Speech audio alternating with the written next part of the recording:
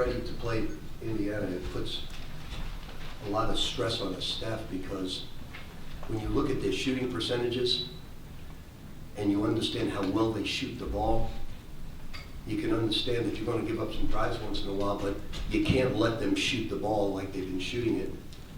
And they've played great against great teams, obviously Kansas and North Carolina, but our defense was great tonight. We had 40 deflections in a game, and Anas Mahmoud had 10 by himself. So we really are proud of this victory, but most important, you have no idea the stress Indiana can put on a team with the way they paint drive, pass, and do the things they're capable of doing. But our guys really were great at the defensive end tonight.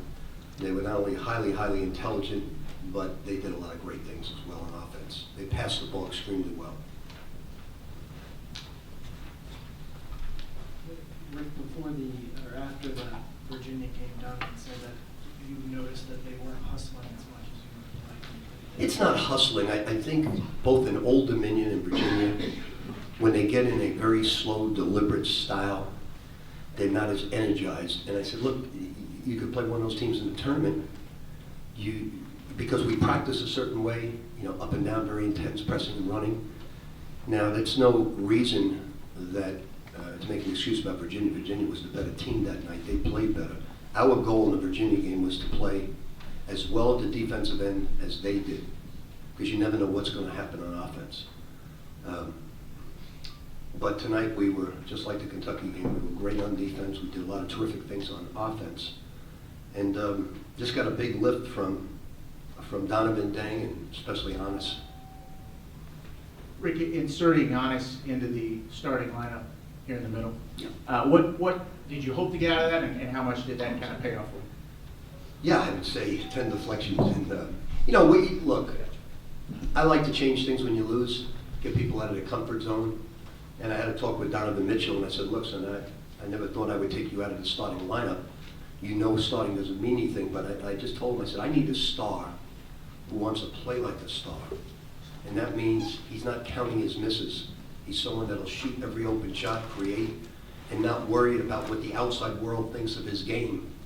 I said, so you need to have a talk with somebody besides me. And I told him the person he should talk to. And you should just understand, I think you're a star, except you don't think you're a star. So I'm going to bring you off the bench. You're still going to play a lot. But I need guys that want to be stars and take shots, and they don't count the misses. And I told Dang, I said, you're next. You're the next one going to the bench if you don't start taking shots.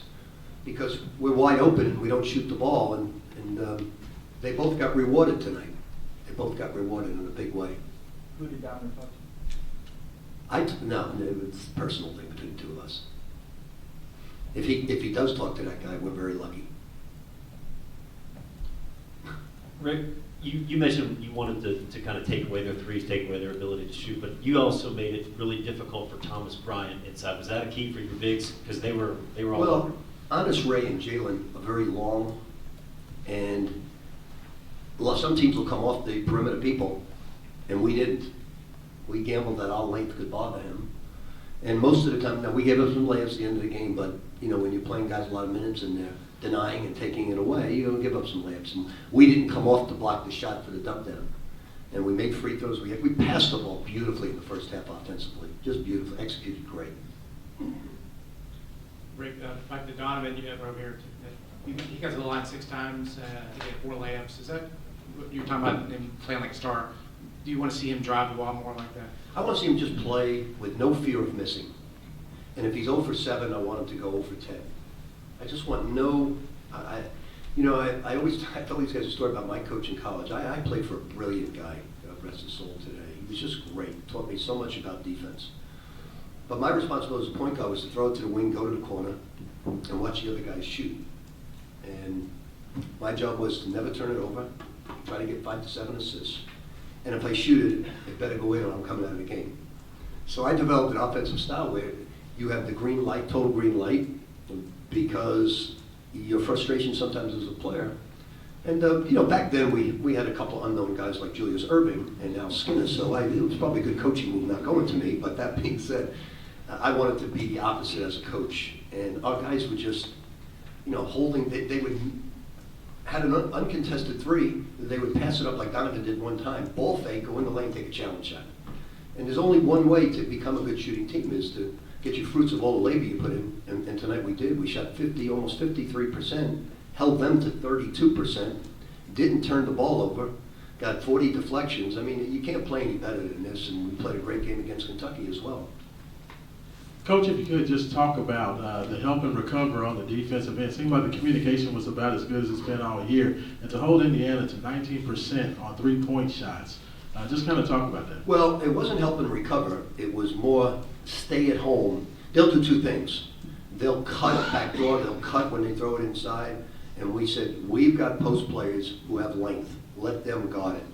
You stay on the shooter. Now, you can be off on the weak side, but you're going to get to it. And then we switched out the entire game and allowed our 7-footers to defend their guards. And we didn't get hurt but once or twice in the game.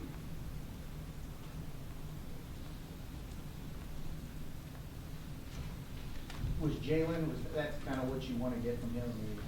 You know, I thought the whole team played great. I can't, I thought Donovan was, when he went to the box and won, and I didn't want to call a timeout there. I said, why are we going to, I said, I wanted him to be a star, but now we got to ignore the star and we got to stop moving because the box and one is very easy to play against. I said, let's get the other guys moving in the game. Let them try to play 4-on-4 with us and run your offense that way. And but I think it's a good compliment. It'll get his confidence going to play a boxing one. Anything else, Coach? Everybody have a happy new year. Thank you.